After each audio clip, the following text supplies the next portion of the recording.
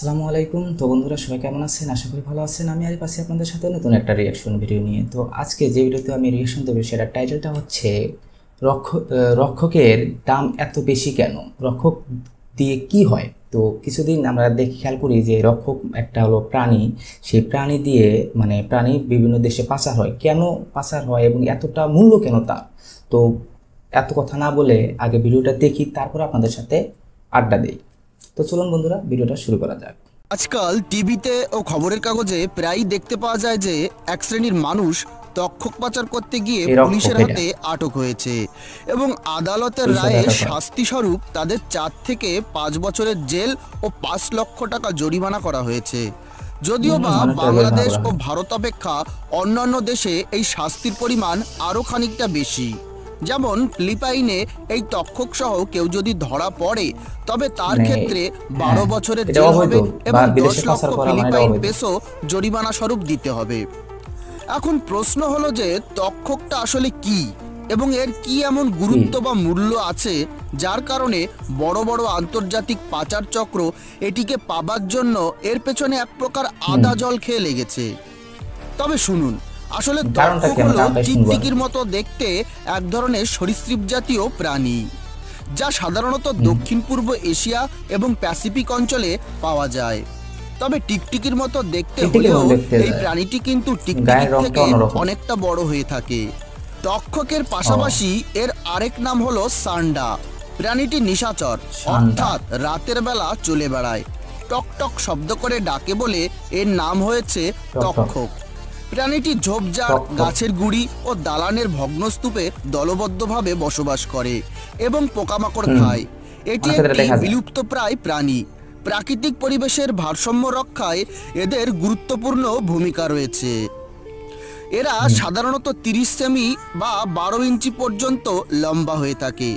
তক্ষকের ওজন সাধারণত 400 গ্রাম পর্যন্ত হয়ে থাকে বেশিরভাগ ক্ষেত্রে।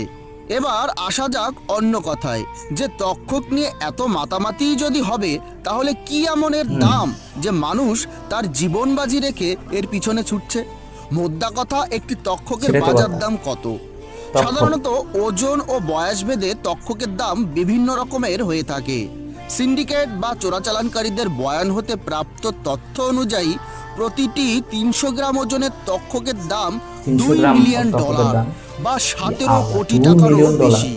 আমি জানি দামটা শুনে আপনি একটু বেশি অবাক হয়েছেন।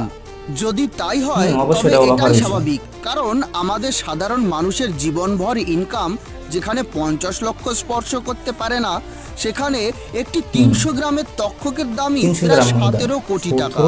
চিন্তা করতে পারেন? তাই এই যখন অবস্থা, তখন অর্থপিপাসু চোরাকারবারিদের ঠেকিয়ে রাখা যে দুঃসাধ্য ব্যাপার হয়ে উঠবে, এটাই স্বাভাবিক। তবে এটা সম্পূর্ণই প্রশাসনিক ব্যাপার যে তারা কি করে এদেরকে বিরত করবে এই সিন্ডিকেট বা চালান থেকে। তো চলুন এইবার আমরা দেখব আন্তর্জাতিক বাজারে এই প্রাণীটির এত আকাশ ছোঁয়া অসম্ভব দাম কেন, বা এটা কোন কাজে লাগে যে এর দাম এত আকাশচুম্বী। দক্ষিণ পূর্ব এশিয়ায় অনেকে তক্ষককে সৌভাগ্য বা উর্বরতার প্রতীক হিসেবে গণ্য করে থাকে। তারা এটা ধারণা করে যে এটি ড্রাগন থেকে এসেছে। এ তো গেল একটা সাধারণ কারণ।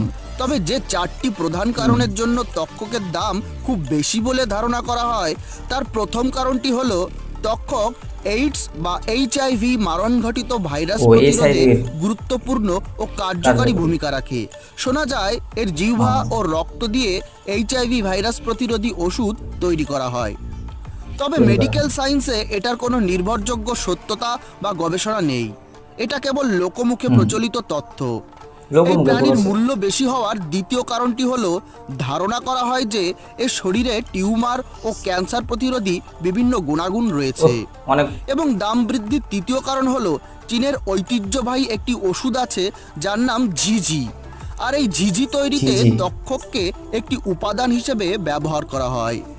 চীনারা বিশ্বাস করে যে এই ওষুধ কিডনি ও ফুসফুসকে পুষ্ট করে এবং এর কার্যক্ষমতাকে বহুগুণ বৃদ্ধি করে। তবে মেডিকেল সায়েন্সে কোনোভাবেই এই ধরনের ওষুধকে সমর্থন করে না। এর অত্যাধিক মূল্যের চতুর্থ কারণ হলো আমরা জানি পৃথিবীতে যে সমস্ত জিনিসের পরিমাণ খুবই সীমিত, তার মূল্য বা চাহিদা স্বাভাবিকভাবেই খুব বেশি হয়ে থাকে। সে হতে পারে সোনা, হীরা, এমনকি গন্ডারের শিং অথবা হাতির দাঁত। ঠিক একই নিয়মে এটা যেহেতু একটি সংকটাপন্ন বন্য প্রজাতি, তাই অনেক অবৈধ সিন্ডিকেট রয়েছে যারা বিভিন্ন দুষ্প্রাপ্য বন্যপ্রাণী কেনাবেচা করে। তাদের কারণেও এই প্রাণীর মূল্য অত্যাধিক পরিমাণে বৃদ্ধি পেয়েছে। এমনকি ওষুধপত্রের পাশাপাশি মাদক তৈরির কাজেও লাগে সরীসৃপ প্রজাতির এই প্রাণীটির দেহাংশ।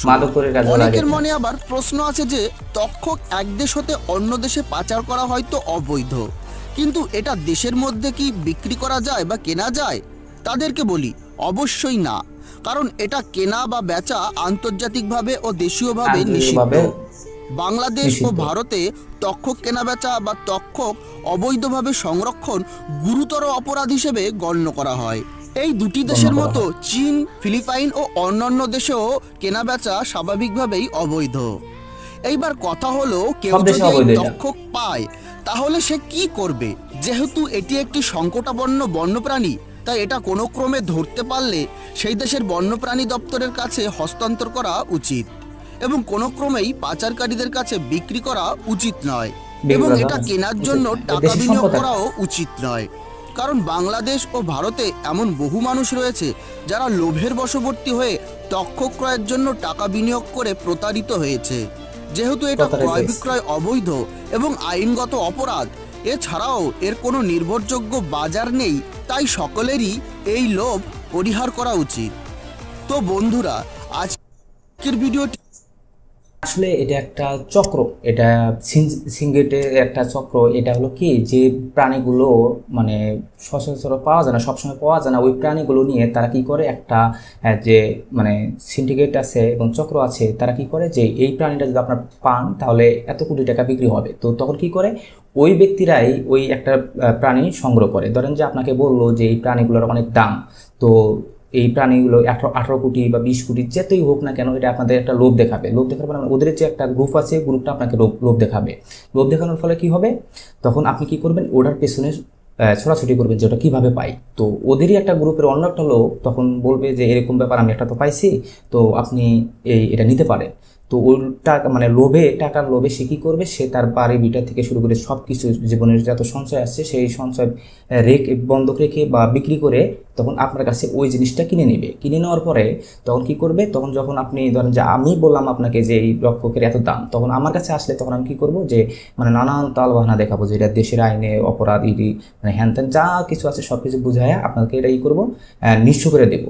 এটা হলো একটা গ্রুপ। এই গ্রুপের ক্ষেত্রে যে জিনিসগুলা সহজে পাওয়া যায় না, ওই জিনিসগুলার অনেক দাম, এই গ্রুপগুলা আপনাদের কাছে পরিবেশন করে যে এটার অনেক দাম, এটা যদি পাওয়া যায় তাহলে এটার এত টাকা, এত কোটি টাকা, অত কোটি টাকা। তাদের একটা গ্রুপ আছে।